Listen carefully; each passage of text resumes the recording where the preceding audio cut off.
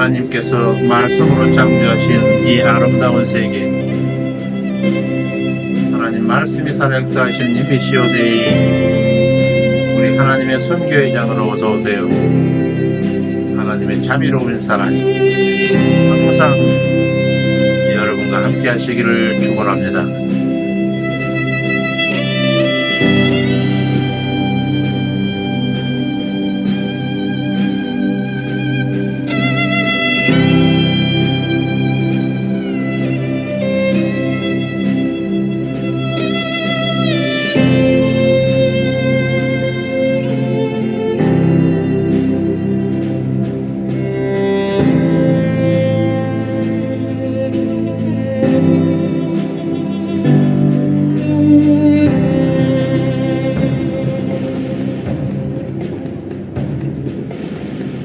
카페 복 있는 자입니다.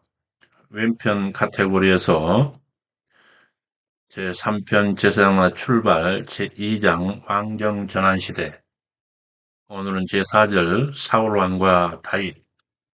불순종한 사울왕의 왕권이 내려지고 여호와 예정하신 새로운 왕제가 등장하는 제사장 나라 역사입니다.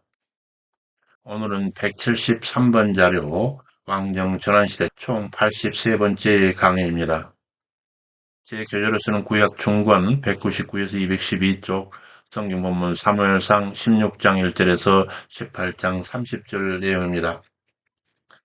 지난 시간에는 사울왕의 아들 요나단의 여호와 경외신앙에서 비롯된 블레셋군 믹마스 진지 돌격과 이로 인한 전면전, 그리고 이 믹마스 전투에서 발령한 사울의 망령된 금식 명령, 그 후 하나님께 내리신 아말렉에 대한 해렘 명령, 곧 진멸하라 명령하신 이 대아말렉 전투, 그 전투에서 사울왕과 백성들이 자기의 의로 불순종하게 되고 그에 따른 사울을 향한 왕의 폐허 사건이 벌어집니다.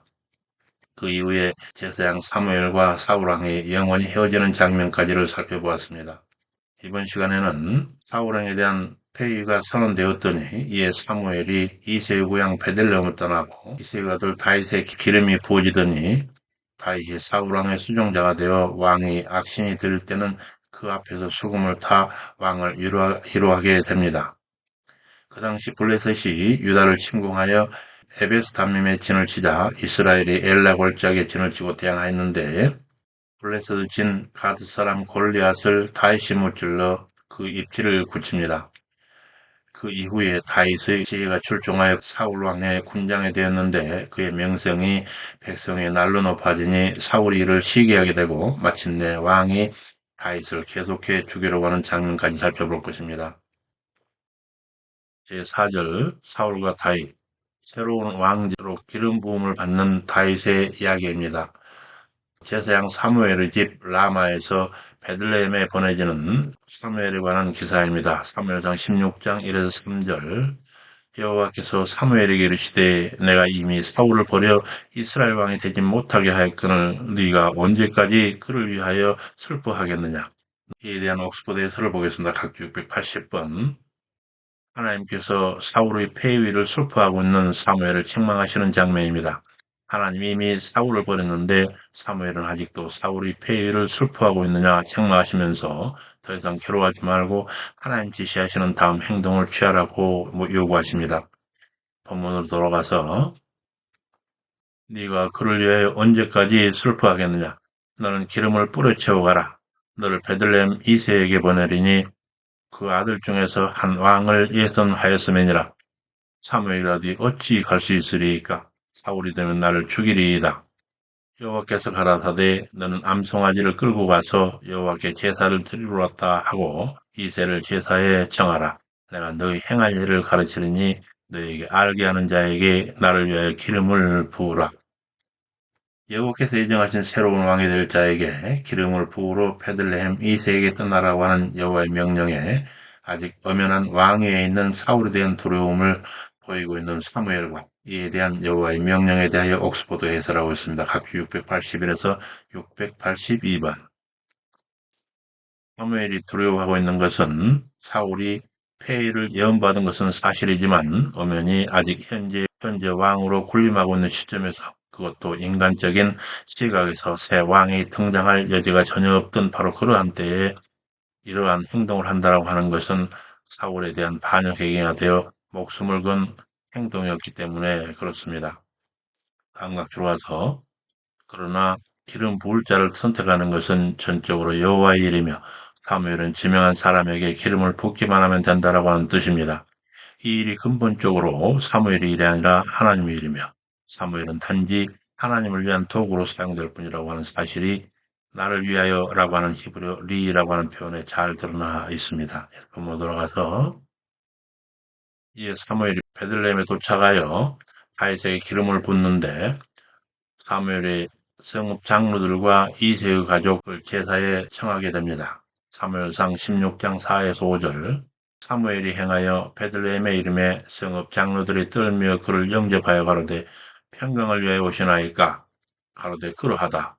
내가 여호와께 제사로 왔으니 스스로 성결케 하고 함께 제사하자 하고 이새와 그 아들들을 성결케 하고 제사에 청하니라.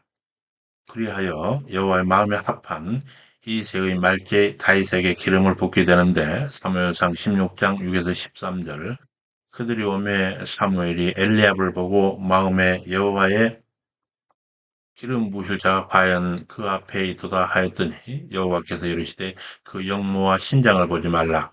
내가 이미 그를 버렸노라.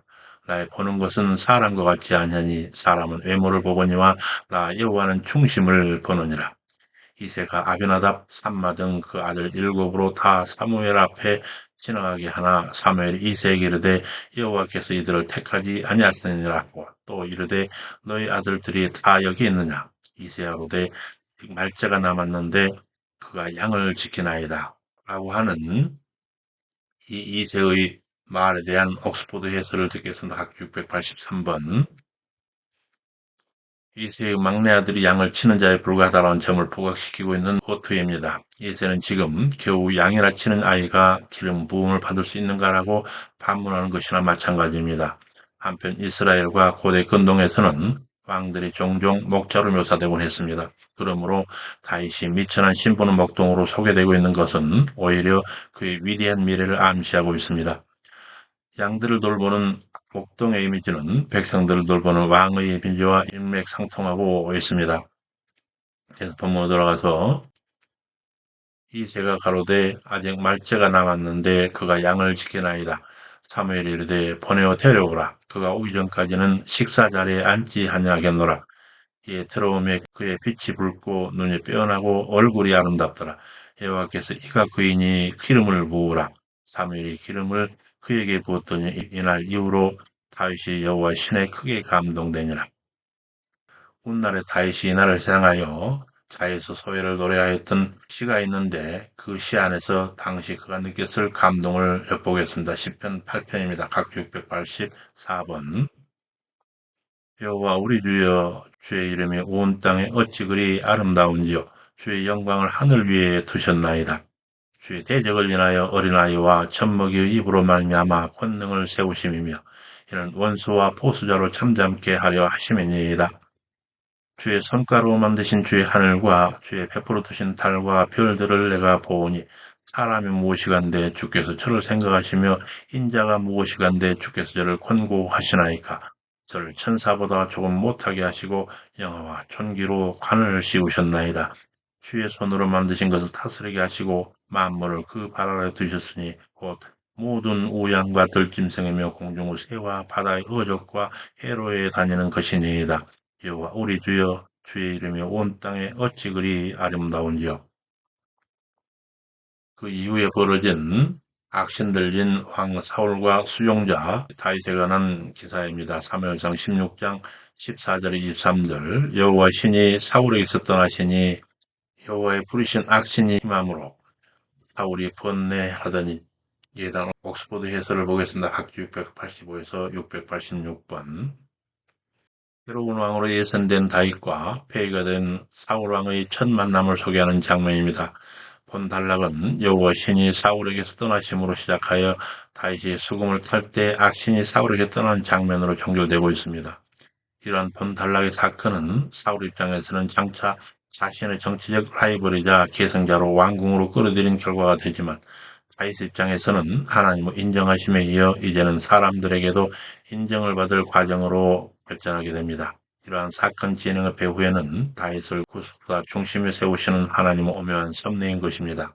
다음 각주로 가서 하나님은 율법을 바라시는 분으로 자신을 나타내시며 말씀을 그의 선지자에게 주시고 징조를 나타내시는 분이십니다. 그는 소돔과 고모라의 유황불을 내려 심판하셨고 불로 멸하셨으며 바벨론을 멸망시킬 자를 보내시는 것처럼 화와 저주를 내리시기도 하시는 분이심을 나타내고 있습니다. 이러한 표현들은 모든 세계가 그런데 여기서 여호와께서 부르신 악신이 임함으로에 대해서 악신에 대해서 생각해 보면 하나님은 율법을 바라시는 분으로 자신을 나타내시며 말씀을 그의 선지자에게 주시고 징조를 나타내시는 분이십니다.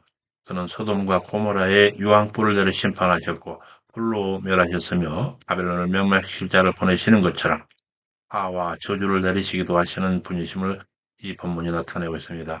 이런 표현들은 모든 세계가 여호와 하나님에게서 말미암다라고 하는 사실을 나타내는 표현들입니다. 따라서 복과 화, 은혜와 저주가 모두 여호와에게서 나온다는 말씀은 결국 본문은 악한 영조차도 여호와 하나님의 주권 아래에 있다고 하는 점을 나타내고 있습니다. 그러므로 본문은 선한 하나님에게서 어떻게 악한 신이 나올 수 있는가에 대한 의구심을 상쇄하며 이분법적으로 나누어 여호와 하나님과 악한 신의 대결로 해석하려고 하는 모든 가능성을 배제하는 본문입니다. 여기 본문으로 돌아가서 여호와의 부르신 악신이 임함으로 사울이 번뇌하더니 그의 신하들이 하나님 부르신 악신이 왕에게 이를 때 그가 손으로 타면 나으시리이다. 소년 중 하나가 내가 베들레헴 이세의 아들을 본즉 탈 줄을 알고 호기와 무용과 구변 있는 준수한 자라 여호와께서 그와 함께 계시더이다. 사울이 사자를 이세에게 보내어 양치는 너희 아들 다윗을 내게로 보내라. 다윗이 사울에게 이름에 앞에 모셔섬에 사울이 크게 그를 사랑하여 자기의 병기든 자를 삼고 이세에게 사람을 보내어 청컨대 다윗으로 내 앞에 모셔서게 하라. 본문은 지금까지 양을 치던 자가 엄연한 현실 세계에서 어떻게 되어서 이스라엘을 다스리는 왕과 주변에 이르게 되는 급격한 신분 변화를 겪게 되는지 그 상황을 정리한 것인데 이에 대하여 옥스포드가 해설하고 있습니다. 각주 687에서 689번 본문을 통해서 하나님께서는 다윗을 기름 부음 받도록 모든 것을 준비하셨을 뿐만 아니라 그가 왕궁으로 진출하도록 사울과 신하들 그리고 소년까지 예비해 놓으셨음을 발견하게 됩니다. 다음 각주로 가서 이는 다윗이 경험하게 되는 급상승하는 신분 변화를 상징적으로 나타내고 있습니다. 결국 가난한 자를 진토에서 일으키시며 빈핍한 자를 걸음더미에서 드사 기족과 함께 앉게 하시며 영광의 위를 차지하게 하시는도다. 라고 하는 한나의 노래는 일개 목동의 신분에서 왕으로 기름 부음 받으며 목초지에서 왕궁으로 진출한 미래의 다윗을 영으로 바라보고 노래한 것이라 할 수 있습니다. 다음 각주로 와서 이와 같이 본문은 다윗의 이상이 격상되고 있음을 자연스럽게 부각시키고 있습니다. 한편 다윗이 사울의 병기던 자가 되었다고 하는 것은 왕의 가장 신임하는 수행비서가 된다는 뜻이었습니다. 즉 다윗은 그 자질이 뛰어날 뿐만 아니라 하나님이 함께 하시는 자로 신실하여 사울왕은 그를 측근에 두고 중임을 맡겼던 것입니다. 이로써 다윗은 사울왕을 최측근에서 자연스럽게 자기 왕으로서의 추업을 받게 됩니다. 이제 본문으로 넘어가서 이새에게 사람을 보내어 청컨대 다윗으로 내 앞에 모셔서게 하라. 그가 내게 은총을 얻었느니라. 하나님 부르신 악신이 사울에게 이를 때 다윗이 수금을 탄즉 사울이 났고 악신이 떠나더라. 사울의 만 악신과 다윗이 다툰 수금 관계에 대해서 옥스퍼드 해설을 보겠습니다. 690번. 여호와의 신이 사울에게서 떠남으로써 다윗이 사울 궁전에 들어오는 계기가 마련되었으며 사울에게 임한 악신이 다윗의 연주로 떠나게 된 결과를 통하여 다윗이 사울에게 총애를 받는 기초가 마련된 것입니다. 다시 본문으로 돌아가서 드디어 다윗이 출사하게 되는 기사가 전개됩니다. 블레셋이 침공하던 때 블레셋 가드 사람 골리앗의 위용과 이스라엘의 공포에 대한 기사입니다. 사무엘상 17장 1절 11절. 블레셋이 군사를 모아 유다에 속한 소고에 모여 소고와 아세가 사이 에베스담밈에 진을 치매 사울과 이스라엘이 모여 엘라 골짜기에 진을 치고 블레셋을 대하여 항오를 벌였더니 블레셋 사람 이편산에 이스라엘 진은 저편산에 섰고 그 사이에 골짜기가 있었더라. 블레셋이 이스라엘에 들어와 진을 친 유다 땅 에베스담밈 진과 이에 대응하는 이스라엘 진지 엘라 골짜기 진지의 상황에 대한 옥스퍼드에서를 보겠습니다. 각주 691에서 692번.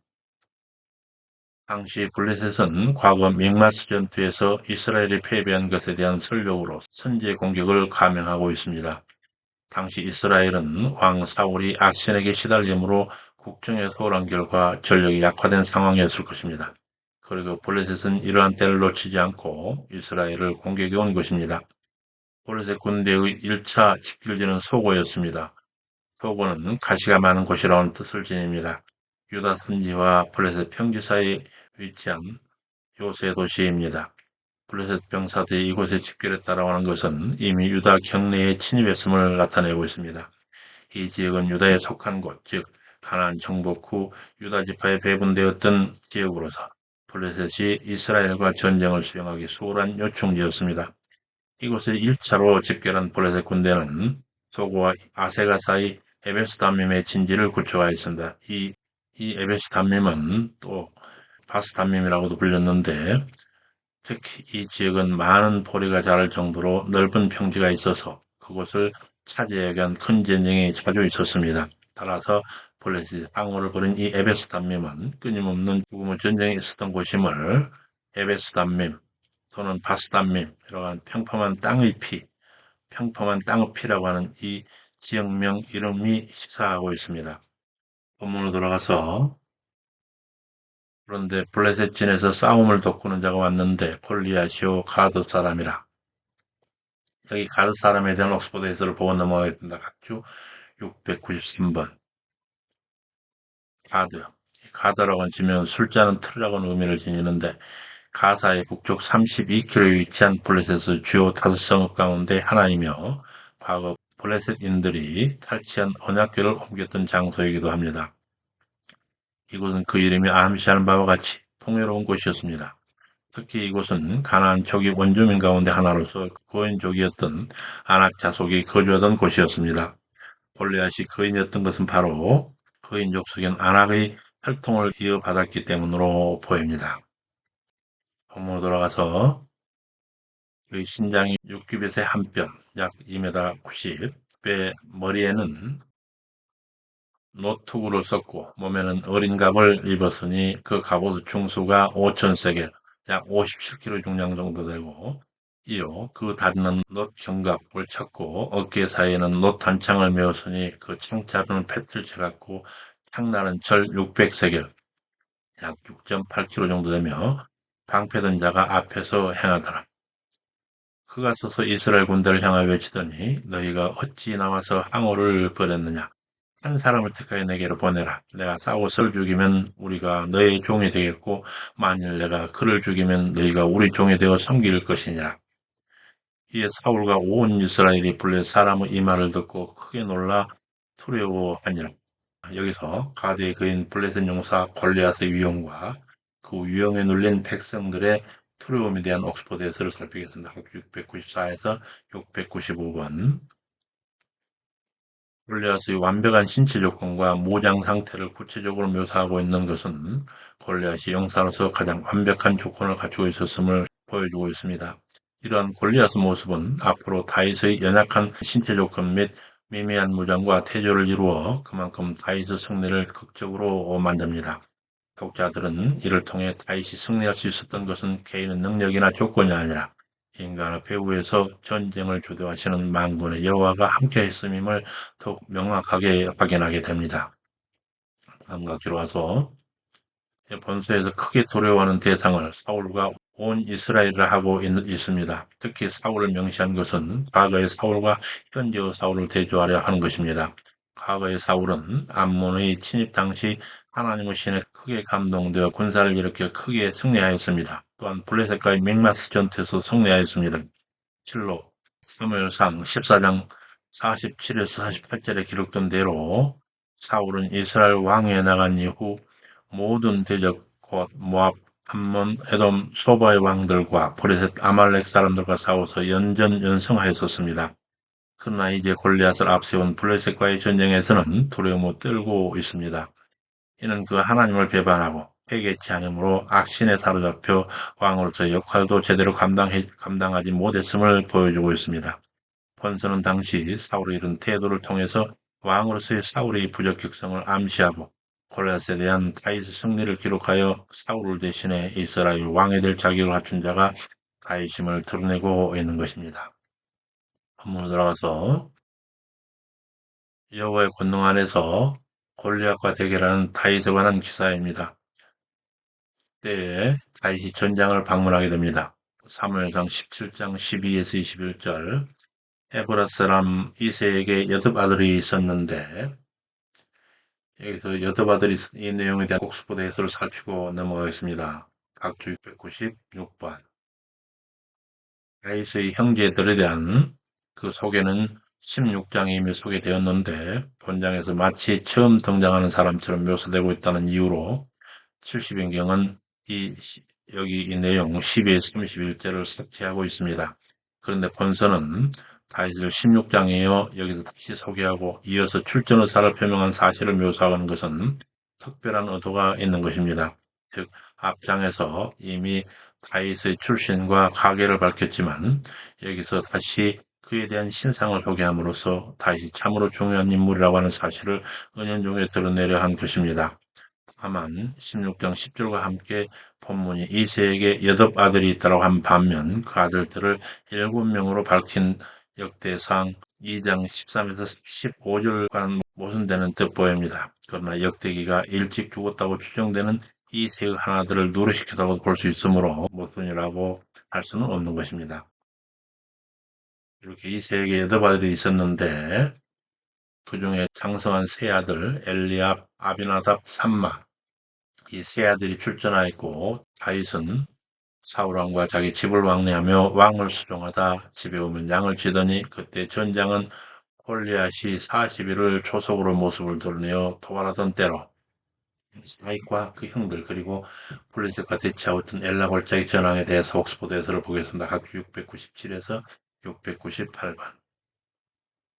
이세의 장성한 세 아들 이름이 소개되고 있는 것은 다윗이 사무엘로부터 기름 부음을 받았던 장면과 그 맥을 같이 하고 있습니다. 즉 다윗의 세 형들이 인간적인 조건은 갖췄을지 모르지만 정작 기름 부음을 받았던 것은 미약한 다윗이었던 것처럼 본문에서도 다윗의 세 형들이 외적 조건을 갖추어 전쟁에 나갔지만 이스라엘로 승리를 거두게 하는 장본인은 바로 말제인 다윗이 될 것임을 시사하고 있습니다. 다음 각주로 가서 블레셋 사람 골리앗은 40일 동안이나 블레셋 군대 앞에 나타나서 위협하며 전쟁을 부추겼습니다. 이와 같이 장시간 동안 골리앗이 전쟁을 부추긴 것은 사기가 저하된 이스라엘이 전혀 반응하지 않았기 때문에 그렇습니다. 그리고 두 산 사이에 두고 깊은 계곡이 가로막혀 있었던 지형적 특성상 블레셋의 전면전을 펼치기도 어려웠기 때문이기도 합니다. 한편 40일이라고 하는 기간은 당시 상황을 사실적으로 기록한 내용인데, 그러나 본서가 이를 굳이 밝히고 있는 이 40이라는 숫자가 지니는 상징성을 드러내기 위함이기도 합니다. 창세기 언급된 40일간 홍수, 그리고 이스라엘에 대한 블레셋 40년간 통치 등에 암시되어 있듯이 본문의 40일은 임박한 위기와 사건의 새로운 전환을 암시하고 있습니다. 즉 골리앗이 40일 동안 이스라엘에 나타났다고 하는 것은 이스라엘의 고통이 크게 달했음을 암시하는 동시에 이제 사건이 새로운 전환을 맞게 될 것임을 시사하고 있습니다. 이와 같은 상황을 생각할 때에 다윗으로 하여금 진으로 속히 가서 형들에게 문하라고 하는 이 이세의 명령은 자식들의 안부를 궁금해하는 아버지의 인간적인 마음에서 비롯된 것이었지만은 이스라엘의 고통을 끝내기 위한 하나님의 섭리이기도 한 의미가 함축되어 있습니다. 본문 넘어가서 이때 전장은 골리앗이 40일을 조속으로 모습을 드러내고 도발하던 때로 이새가 아들 다윗에게 네 형들을 위하여 이 볶은 곡식 한 네바와 이 떡 10덩이를 가지고 진으로 속히 가서 너희 형들에게 주고 이 치스 10덩이를 가져다가 그들의 천부장에게 주고 너희 형들의 안부를 살피고 증표를 가져오라. 그러면 그 치던 양을 시종에게 맡기고 전장에 나아갔는데 여기서 아들 다윗에게 명한 합의 이세훈 명령에 대해서 옥스퍼드 해설을 보겠습니다. 각주 699에서 700번. 다윗에게 지참시킨 붉은 곡식 히브리어 칼리는 별도의 조리가 필요 없이 곧바로 먹을 수 있는 비상용 식량입니다. 여기서 한 에바는 약 23리터에 해당되며 떡 10덩이도 상당한 양입니다. 이 두 가지 음식은 이스라엘 사람들이 즐겨 먹는 것이었습니다. 본문은 이스라엘 군대가 아직 병사들 스스로 식량을 자급자족해야 하는 상황이었음을 시사하는 동시에 다윗이 형들에게 식량이나 전달하는 등 전쟁 출전 자격도 못 갖춘 미약한 존재임을 드러내고 있습니다. 그러나 본서가 다윗을 이렇게 평범하고 미약하게 묘사하고 있는 것은 블레셋과의 전쟁에서의 다윗의 활약을 극적으로 부각시키려고 하는 의도가 담겨 있는 것입니다.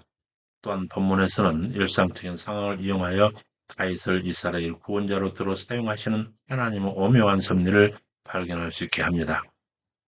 각주로 가서 전장의 형들에게 가져오라고 하는 그 정표가 무엇인지 구체적으로 알기는 어려우나 허신일 가능성이 있습니다. 한편 이새는 다윗에게 세 아들들이 잘 있다라고 하는 증거물로 정표를 가져올 것을 요구하였지만 다윗은 결국 전쟁을 치르고 있는 이스라엘에 있어서 최대의 평화의 정표가 되는 골리앗의 머리를 들고 백성들 앞에 서게 됩니다. 이제 본문으로 돌아가서 내 형들의 안부를 살피고 정표를 가져오라 하매 그 치던 양을 시종에게 맡기고 전쟁에 나아가는 데 때는 마침 양군이 싸우려고 대치하였던 때로 다윗이 형들에게 문하는 중 골리앗이 이스라엘을 모독하는 말을 들으니라.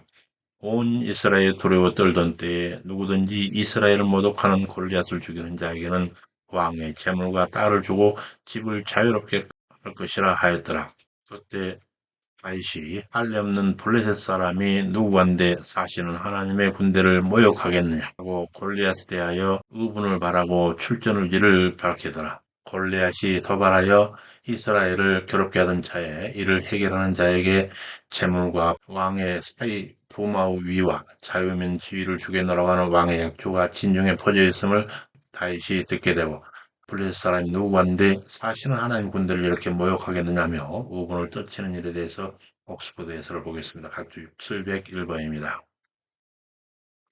블레셋 사람과 이스라엘 군대에 대한 다윗의 이러한 신앙적 해석이 결국 그로 하여금 골리앗과 싸우러 나가게 만든 가장 중요한 동기가 되었습니다.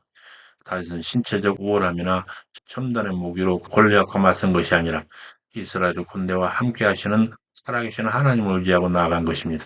하나님 일찍부터 다윗을 이스라엘 새로운 왕으로 예선하셨는데 그 이유는 이처럼 그가 하나님에 대한 올바른 신앙심과 이스라엘 민족에 대한 올바른 정체성을 확립하고 있었기 때문이었습니다. 그래서 한번 돌아가서 그때 다윗이 할례 없는 블레셋 사람이 누구건데 사실은 하나님의 군대를 모욕하겠느냐 하고 골리앗에 대하여 의분을 바라고 출전 의지를 밝히더라. 이를 듣고 형 엘리압이 노하여 크게 책망하였는데 다윗이 자신은 잘못한 일이 없으며 까닭없이 전장에 온 것이 아니라면서 재차 출전 의사를 표명하니라. 장형 엘리압이 다윗의 사람들이 하는 말을 들은지라 그가 다윗에게 노를 바라에 가로되 네가 어찌하여 이리로 내려왔느냐 들에 있는 몇 양을 누구에게 맡겼느냐 나는 너의 교만과 너의 마음의 완악함을 아노니 네가 전쟁을 구경하러 왔도다. 다윗이 가로되 내가 무엇을 하였나이까 어찌 이유가 없으리이까. 이 말째 다윗의 의지를 듣고 장형 엘리압이 쏟아낸 다윗에 대한 책망과 그에 대한 다윗의 대응에 대한 옥스포드 해설을 보겠습니다. 각주 700에서 703번. 다윗의 맏형 엘리압은 다윗의 나이만 보고 그 나이에 합당치 않은 말과 행동을 한다 생각하여 책망했을 것입니다. 그러나 그는 다윗을 사무엘을 통하여 기름 부음 받은 자로 존중해야 했습니다. 그럼에도 불구하고 이런 행동을 한 것은 장남인 자신이 아니라 다윗이 기름 부음 받은 것에 대한 시기심이 있었기 때문이거나 기름 부음이 의미하는 바를 잘 알지 못했기 때문일 수도 있습니다. 어떤 경우로 하더라도 엘리압이 다윗의 진실한 신앙과 순수한 애국심을 불신앙과 부도덕으로 매도한 것은 큰 잘못이 아닐 수 없었습니다. 이에 대하여 다윗이 지가 뭘 했나이까 어찌 이유가 없으리까 라고 하였는 대응하였는데 이에 대하여 다음 각주로 가서 이것은 이스라엘을 못 오가는 블레셋에 대하여 말도 못합니까? 라고 하는 반박의 의미를 담고 있습니다. 동시에 이는 자신이 골리앗을 상대하겠다고 말한 이유가 분명히 있음을 나타내는 표현이기도 하였지만 그러나 여호와 신에 크게 감동된 다윗의 말을 엘리압은 이해하지 못했습니다. 본문 돌아가서 여호와 경외신앙에 충만한 다윗의 출전 모습이 기록됩니다. 사무엘상 17장 31, 40절 사울이 다윗의 출전 의사를 보고받고 부른지라 다윗이 왕에게 골리앗으로 낙담할 필요 없다 하면서 자신이 골리앗과 사울이다 하며 사울이 이르되 네가 가서 저 블레셋 사람과 싸우기에 능치 못하리니 나는 소년이요 골리앗은 어려서부터 용사임이니라. 다윗이 이르되 주의 종이 아비의 양을 칠 때 사자나 곰이 양 새끼를 움키면 따라가 그것을 치고 입에서 새끼를 건져내었고 그것이 나를 해하려 하면 그 수요를 잡고 쳐 죽였나이다. 주의 종이 사자 곰도 그리하였은즉 사실은 하나님의 군대를 모욕한 이 할리 없는 블레셋 사람이리이까 그가 그 짐승 중 하나같이 되리이다. 또 가로되 여호와께서 나를 사자와 곰의 발톱에서 건져내셨은즉 나를 이 블레셋 사람 손에서도 건져내시리이다. 사울이 가라 여호와께서 너와 함께 하시기를 원하노라 하고 자신의 무장으로 다윗을 무장시키니 익숙하지 못하니 이것을 입고 가지 못하겠나이다 하고 막대기와 시내에서 매끄러운 돌 5개를 골라 자기 목자 제구 주머니에 넣고 손에 물매만 가지고 나아가니라. 다윗의 투지에 대하여 그가 너무 우린 까닭에 사울왕이 우려하지만은 여호와 경외신앙으로 나아갔다며 돌 5개를 넣은 제구와 물매만을 지참하고 적진으로 나간 다윗의 모습에 대한 옥스포드 해설을 보겠습니다. 각주 704에서 706번 다윗의 이야기에 등장한 들짐승들과 양떼 관계는 블레셋 군대와 이스라엘 군대의 관계와 같습니다. 양떼가 있는 영역을 침범해 들어온 사자나 곰은 이스라엘의 영역을 침범해 들어온 블레셋 군대와 같았습니다. 이러한 연관성 속에서 다윗은 할례받지 않은 블레셋 사람을 마치 양을 헤아려 온 짐승처럼 여기고 있습니다. 이를 통해 다윗은 들짐승들의 습격으로부터 양들을 보호했던 것처럼 블레셋의 공격으로부터 이스라엘 지키겠다라고 하는 의지를 표하고 있습니다. 다음 각주라서 사울이 입게 하는 그 사울의 무장을 벗어버린 다윗의 고백은 전쟁 자체의 포기가 아니라 사울의 방법에 대한 거부입니다. 즉, 이 말 가운데는 사울의 방법으로는 할 수 없고 다른 방법으로야 할 수 있다는 뜻이 내포되어 있습니다. 이것은 여호와의 성전에서 인간 사울의 개입이 철저하게 배제되고 있음을 의미하고 있습니다. 하나님의 외적 무장으로 다윗을 포장을 했던 사울의 인간적 계획을 무산시키고 당신의 방법으로 다윗을 사용함으로써 지존자로서의 그 능력을 입증하시는 장면인 것입니다. 다음 각주로 가서 다윗인 이 물매는 양을 지키겠다는 목자들의 무게수뿐만 아니라 전쟁에서 군인들이 사용했던 무기이기도 했습니다. 이는 그리스의 서사 시인 호머의 일리아드에 소개될 정도로 역사 깊은 무기입니다. 능숙한 사람이 다룰 때 물면은 거의 180m까지 날아가는데 강한 물면은 투구와 갑옷을 뚫을 정도였다고 합니다. 성경은 이 무기를 잘 다루어 상당한 위력을 발휘한 사람들에 대한 기록이 있는데 특히 사사기에서는 베냐민 지파의 사람들의 정확성에 대해서 허리도 틀림없는 자들이라 표현하고 있습니다. 다윗도 이러한 능력을 소유했음이 틀림없습니다.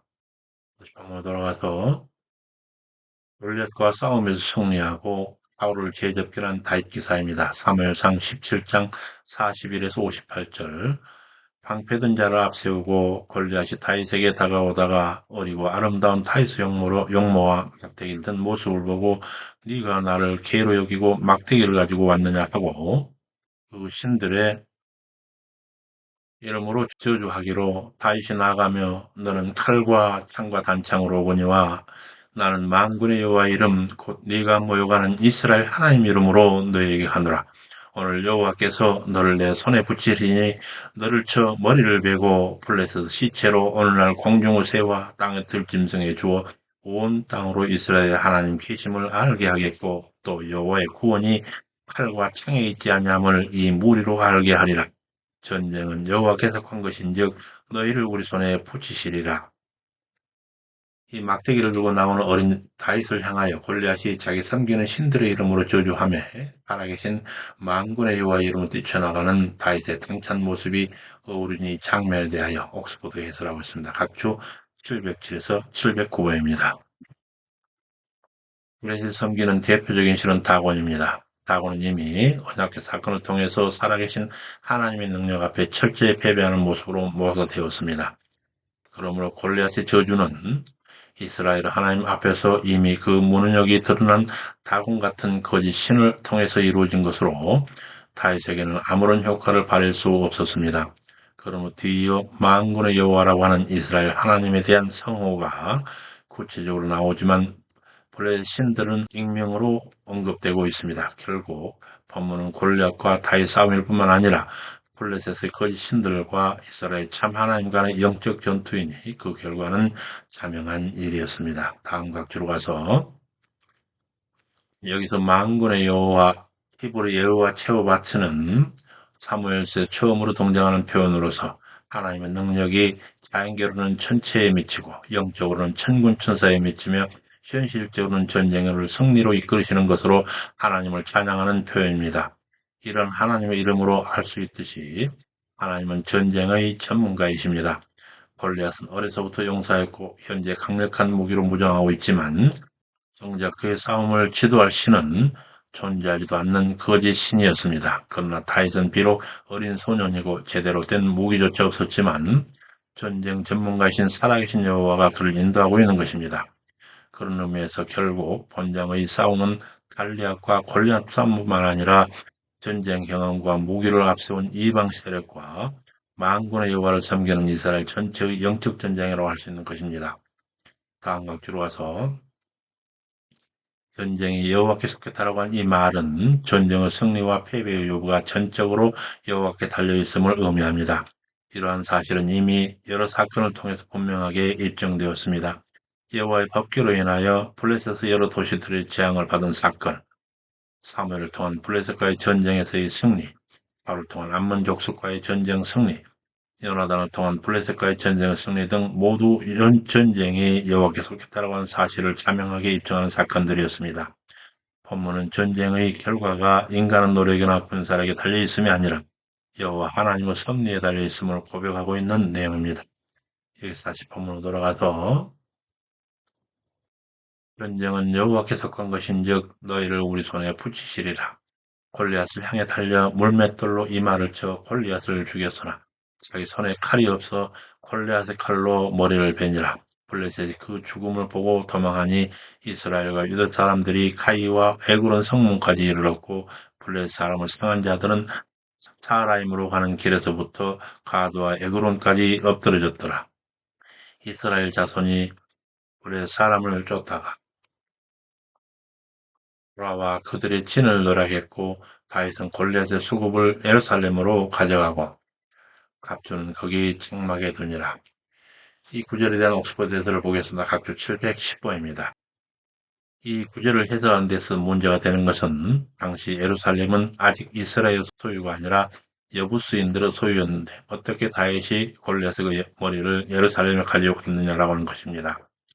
이에 대하여 히브리 원문 성경에서는 머리를 취한 사건과 그것을 예루살렘으로 가지고 간 사건이 별개의 것으로 언급되고 있습니다. 때문에 후일에 예루살렘을 정복하고 나서 골리앗 머리를 그곳으로 옮길 가능성이 있습니다.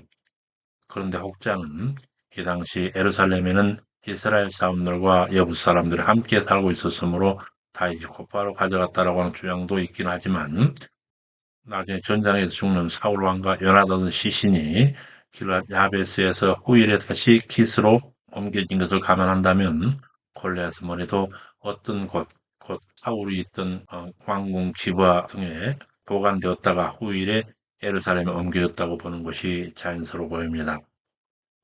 이를 보면 넘어가서 한편 다윗이 블레셋 사람을 향하여 나아갈 때 사울이 군장 아브넬에게 이 소년이 네 아들이냐 아브넬이 왕이여 왕의 사심으로 맹세하옵나니 알지 못하나이다.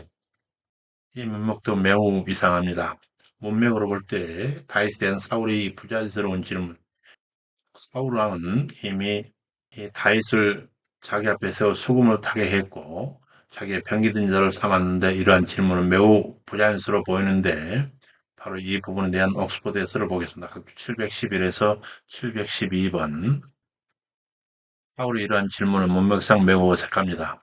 이미 다윗은 악신 들린 사울을 위하여 악기를 연주해 치료하는 등 그를 수종된 바가 있었으며 골리앗과 싸움을 앞에 두고 다윗에게 자신의 군사 장비를 제공하기까지 했는데 다윗을 전혀 모르는 것처럼 질문하는 것이 그렇습니다. 여러 견해들이 있는데 어떤 이는 필사적으로 잘못된 편집 때문이라고 하고 또 어떤 이는 사울이 다윗과 헤어진 지 오래되어 성장의 전장에 나온 다윗을 금방 알지 못했기 때문이라고 하기도 합니다. 또 다른 학자들은 사울이 이미 다윗을 알고 있었지만 다윗이 예상치 못한 큰 일을 행하였기 때문에 현실이 믿어지지 않았거나 더 자세한 것을 물어보는 것으로 이해하기도 합니다. 그렇더라도 사울이 이미 다윗의 아버지 이새에게 사자를 보냈던 사실을 고려한다면 누구의 아들이냐고 묻는 것은 여전히 모순입니다. 그렇다면 이 문제에 대한 기록적 의도를 살펴봐야 합니다. 곧 어떤 이유로 사울이 다윗에 관하여 질문하고 있는지 성경에 나타나고 있지 않지만 당시의 긴박한 상황에서 사울이 아브넬에게 다윗에 관한 여러 질문을 하였고 그 질문 가운데 다윗의 가문을 묻는 질문도 포함되었을 것입니다. 그런 많은 질문들 가운데 기록자가 이 소년이 네 아들이냐라고 하는 가장 기본적인 질문만을 발췌하여 기록한 것으로 볼 수 있습니다. 이는 골리앗과 싸우기 위해 나간 다윗이 아직은 이스라엘에서 가문조차 알려지지 않은 인물임을 드러내는 의도가 있다는 것입니다. 이러한 다윗의 상황은 사울은 왕이 되기 전부터 이미 베냐민 지파 기스의 아들로 그 용모가 이스라엘 중에 그보다 준수한 자가 없었다고 묘사된 사울의 상황과 대조를 이루고 있습니다. 기록자는 사울이 이러한 질문을 통해서 다윗을 미약한 존재로 소개하여 그 미약한 존재를 통해서 이스라엘을 구원하시는 여호와의 권능을 그리고 있다고 이해할 수 있습니다. 다음과 뒤로 와서 그런 사울의 질문에 대해서 아브넬이 다윗을 모른다라고 말한 것은 다윗에 대해 아는 것이 아무것도 없다라는 의미보다는 다윗의 군사적 능력에 대하여 자신은 전혀 알지 못하다는 의미로 보입니다. 그러나 본서는 이러한 자세한 내용은 생략한 채 단지 아브넬을 모른다는 재단만 강하게 부각시켜서 다윗이 그 군사적 능력에 대해서는 전혀 검증된 바가 없는 존재임을 드러내려고 하는 것입니다. 그리고 그러한 방법을 통하여 골리앗에 대한 다윗의 승리가 다윗 개인의 능력이 있었던 것이 아니라 그 배후에서 역사하신 하나님의 능력에 기인한 것임을 부각시키려고 하는 의도인 것입니다. 본문으로 돌아가서 아브넬이 왕이여 왕의 사심으로 맹세하옵나니 알지 못하나이다. 왕이 가로되 이 청년이 네 아들인가 물어보라 하더니 다윗이 블레 사람을 죽이고 돌아올 때 그 머리가 손에 들린 채 아브넬이 사울 앞에 인도하니 사울이 묻되 소년이여 네 아들이냐 대답하되 주의 종 베들레헴 사람 이새의 아들이니이다. 골리앗을 죽인 다윗이 그의 머리를 든 채 아브넬에 이끌려 사울왕 앞에 인도된 모습에 대해서 옥스퍼드 해설을 보겠습니다. 각주 713번입니다. 골리앗을 이긴 후 다윗은 군대 장관 아브넬의 인도를 받아 사울 왕 앞에 서게 됩니다. 이는 다윗이 전쟁 승리의 결정적 공로자로서의 크게 예우를 받았음을 나타냅니다. 여기서 블레셋 사람의 머리를 다윗이 자기 손에 가지고 있었다고 하는 표현 역시 이 전쟁에서 다윗이 가장 중요한 역할을 했다는 점을 드러내고 있습니다. 또한 내 머리는 사울이 약속했던 보상의 조건을 만족시키는 증표에 해당하며 앞으로 다윗이 사울과 밀접한 관계 맺을 것임을 시사하고 있습니다. 결국 다윗은 골리앗 머리를 가지고 옴으로써 이스라엘 최고 용사라는 사실을 입증하고 있는 것입니다. 옆으로 들어가서 그러한 전투 후에 다져지는 다윗의 입지에 관한 기사입니다. 다윗과 요나단 사이에 우정이 삭트는데 사무엘상 18장 1에서 4절 다윗이 사울에게 말하기를 마침에 요나단의 마음이 다윗 마음과 연락되어 요나단이 그를 자기 생명같이 사랑하니라. 그날에 사울은 다윗을 머무르게 하고 그 아비의 집으로 다시 돌아가기를 허락지 아니하였고 요나단은 다윗을 자기 생명같이 사랑하여 더불어 언약을 맺으며 요나단이 자기가 입었던 겉옷을 벗어 다윗에게 주었고 그 군복과 칼과 활과 띠도 그리하였더라. 다윗을 향한 이와 같은 요나단의 지극한 우정에 대한 옥스포드 해설을 보겠습니다. 각조 714에서 716번. 본문에서 연락되어 라고 하는 히브리어 니크쉐라는 묵다라고 하는 히브리어 카쉐르의 수동태 완료로 라합이 붉은 줄을 상에 묶은 것, 율법을 이마와 손에 붙이는 것 등을 묘사할 때도 사용된 동사로서 두 대상을 굳게 결합시켜 하나로 묶는다라고 하는 의미를 가지고 있습니다. 그러므로 니크쉐라는 요나단의 영혼과 다윗의 영혼이 두 가닥 끈이 하나로 묶였듯 매우 긴밀하게 연결됐음을 나타내고 있습니다. 다음 각주로 가서 여기서 요나단이 벗어준 본문의 이 겉옷은 헐겁게 만들어져 몸을 덮는 옷을 의미하기도 하며 망토를 나타내기도 하는데 주로 커다란 천으로 만들어져 가운데 있는 구멍으로 머리를 집어넣고 몸을 덮게 한 옷이었습니다. 때로 이 단어는 제사장 옷이나 왕의 옷을 나타내는 데 사용되기도 했는데 본문에서는 왕족임을 표시하는 옷을 가리킬 것입니다. 요나단이 다윗에게 왕자의 신분을 나타내는 의복을 준 행동은 15장에서 사울이 사무엘의 옷자락을 찢는 사건과 24장에서 다윗이 사울의 옷자락을 벤 사건과 더불어 후에 다윗이 왕위를 넘겨받는다고 하는 것에 대한 암시가 숨겨져 있는 표현으로 이해되기도 합니다. 다음 각주로 와서 이때 요나단이 다윗에게 준 물건들은 모두 군사용 무기들이었으며 매우 귀한 것들이었습니다. 당시 이스라엘에서 칼을 가지고 있었던 자는 사울과 요나단 뿐이었다는 점을 상기해 볼 때 칼을 포함한 무기 일체를 요나단이 다윗에게 준 것은 얼마나 대단한 결심이었는지 알게 합니다. 특히 이 물건들은 전쟁에서 생명을 보호하기 위한 필수 장비들입니다. 따라서 이를 주는 것은 자신의 생명을 의탁한다라고 하는 상징적 의미까지 지닙니다. 즉 요나단은 자신의 생명을 의탁할 정도로 다윗을 깊이 신뢰하였던 것입니다. 군장 다윗의 개선과 사울 왕의 시기심이 발동되는데 사무엘상 18장 5절에서 9절 다윗이 사울을 보내는 곳마다 가서 지혜롭게 행하며 사울이 그로 군대의 장을 삼았더니 온 백성이 합당히 여겼고 사울의 신하도 합당히 여겼더라. 이에 대한 옥스포드 해설을 보겠습니다. 각주 707번 빠른 출세는 사람들로 하여금 시기를 불이키기 쉽습니다. 그러나 다윗의 경우는 일반 백성들뿐만 아니라 일종의 경쟁 관계에 있는 사울 측근들에게까지도 그 인사의 타당성이 인정되었습니다. 하나님이 다윗에게 탁월한 능력을 주어 새로운 지도자로 부각시키심은 물론 백성들과 관료들도 이러한 다윗을 거부감 없이 수용하였음을 밝힘으로써 곧 다윗의 시대가 도래할 것임을 암시하고 있습니다. 본문 들어가서 무리가 돌아올 때, 곧 다윗이 블레셋 사람 죽이고 돌아올 때 여인들이 이스라엘 모든 성에서 나와서 노래하며 춤추며 효고와 경세를 가지고 왕 사울을 환영하는데 여인들이 뛰놀며 청하여 가로되 사울이 죽인 자는 천천히요 다윗은 만만히로다 한지라. 사울이 이 말에 불쾌하여 심히 노하여 가로되 다윗에게는 만만을 돌리고 내게는 천천만 돌리니 그에 더 얻을 것이 나라밖에 무엇이냐 하고 그날 후로 사울이 다윗을 주목하였더라. 다윗이 게스나에 돌아올 때 백성들이 사울보다 더욱 다윗을 칭송하며 사울에게 시기심이 일어남에 대해서 옥스포드가 해설하고 있습니다. 718에서 719번. 이때는 다윗이 골리앗을 죽인 직후 시점을 가리키는 것이 아니라 그로부터 얼마간의 시간이 흐르고 블레셋과의 또 다른 전쟁을 수행하고 난 이후를 가리키고 있습니다. 곧 이는 앞에 기록된 바 사울의 파견을 받아 여러 전쟁에서 큰 공을 세우고 군대 의장으로 임명받은 그 이후의 일인 것입니다. 이스라엘 여인들이 이 전쟁에 대한 소식을 미리 들었든지 아니면 이스라엘 군대가 성에 들어올 때 알았든지 간에 이스라엘이 승리하고 개선하자 집에서 나와 군대를 맞이하였고 기쁨을 이기지 못하며 춤을 추고 노래했던 것입니다. 순간적으로 온 도시가 거대한 축제의 마당이 된 것입니다. 그들이 매우 기뻐할 수밖에 없었던 것은 오랫동안 자신들은 압제해온 브레스에 대하여 승리하기 때문이었고 더 나아가 이스라엘을 힘이 강력한 대적들로부터 구원할 새로운 영웅 다윗이 등장하였기 때문이었습니다. 그래서 백성들로부터 점점 더 큰 인기를 얻어가고 있었습니다. 전쟁터에 나갔다 돌아올 때마다 개선하는 그 영광스러운 장면에 대해서 그 공의 사울은 천천히요 다윗은 만만이로다라고 하는 히브리어 만만이로다라고 하는 이 히브리어 배 리브 보타이 위에서 만이라고 하는 히브리어 레바바는 숫자적 의미 이상 의미를 나타내고 있습니다.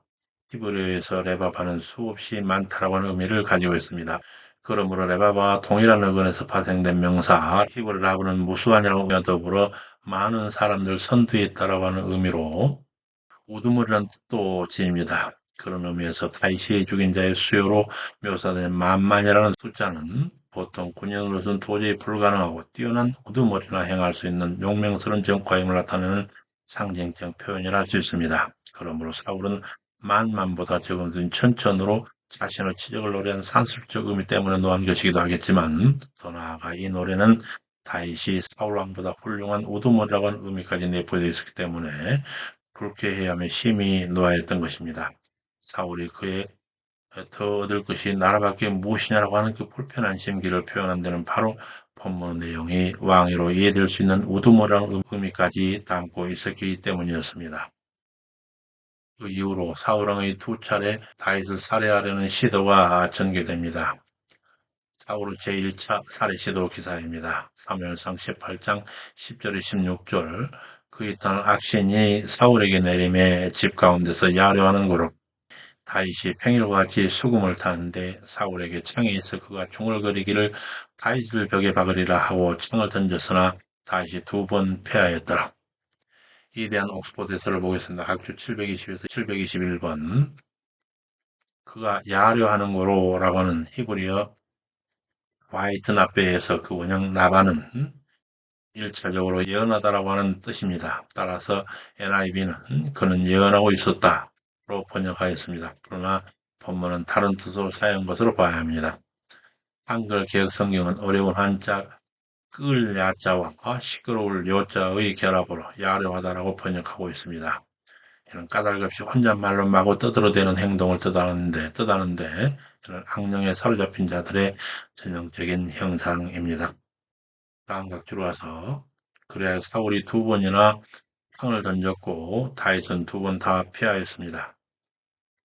이는 다윗을 죽이려는 사울의 집요함입니다. 여기서 2번이라 함은 다윗이 사울의 창을 피한 후에 그 자리에서 바로 떠나지 아니하였음을 나타내고 있는데 그가 자신을 죽이려는 왕 앞에서 즉시 도망하지 않았다는 것은 다윗이 최선을 다해 사울을 안위시키려 했음을 보여주고 있습니다. 이러한 태도에서도 다윗의 온유함과 인내가 돋보입니다. 그리하여 본문 들어가서 사울은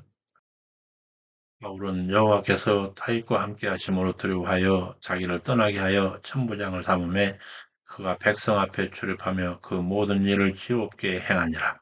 여호와께서 그와 함께 계시니라. 사울이 다윗의 크게 지혜롭게 행함을 보고 두려워하였으나 온 이스라엘과 유다는 다윗을 더욱 사랑하다. 사울은 하나님이 함께 하시는 다윗이 두려워 천부장을 삼아 그를 멀리 보내는데 백성들의 다윗에 대한 사랑이 더욱 커져가는 상황에 대한 옥스포드 해설을 보겠습니다. 각주 722에서 723번. 사울은 다윗을 자신에게 떼어놓을 요량으로 그를 천부장으로 임명하였습니다. 고위직책인 천부장은 물론 중앙에 머무는 행정직 사무를 감당할 수도 있었지만 야전군 지휘관으로 편방에 파견되었습니다. 이는 다윗이 전사하거나 서로 그렇지 않다 하더라도 관리들과 접촉할 기회를 최소화해서 그의 지혜로움과 능력이 드러나지 않도록 하기 위한 사울의 자구책이었습니다. 그런데 백성들의 의정은 더욱 깊어갔습니다. 다음 각주로 가서 이는 다윗이 속한 유다 지파는 물론 온 이스라엘에서 다윗의 역할이 점차 확대되고 있었다는 인상을 줍니다. 하나님의 영이 함께하는 사람은 사람에게도 사랑을 받는 사실을 나타내고 있습니다. 이는 인간이 가질 수 있는 최고의 기쁨으로 다윗은 바로 그와 같은 행복을 누리는 사람이었습니다. 한번 넘어가서 그러면 마침내는 결혼을 굉장한 사례까지 시도되는데 사무엘상 18장 17에서 30절 사울이 다윗에게 맏딸 메랍을 주리니 블레셋을 향하여 나를 위하여 용명을 떨쳐 여호와의 싸움을 싸우라 했으니 여기서 나를 위하여 용명을 떨쳐 여호와의 싸움을 싸우라 하고 있는 이에 대해서 옥스포드 해설을 보겠습니다. 각주 724번입니다. 사울은 블레셋과의 전쟁이 사울 자신을 위한 싸움이고 이는 곧 여호와의 전쟁이라고 하는 언어도 다른 명분으로 다윗을 전쟁터에 내몰고 있습니다. 이런 행동은 인간적 사함을 드러낼 뿐만 아니라 자신의 사악한 계획에 여호와를 명분으로 내세워 하나님 이름으로 망령되이 일컫는 죄를 저지르고 있는 것. 왜냐하면 이런 행동은 인간적 사악함을 드러낼 뿐만 아니라 자신의 사악한 계획에 여호와를 명분으로 내세워 하나님의 이름을 망령되이 일컫는 죄를 저지르고 있는 까닭입니다. 이는 블레셋 손으로 그를 제거하려 함이라. 이는 블레셋 손으로 그를 제거하려 함이라.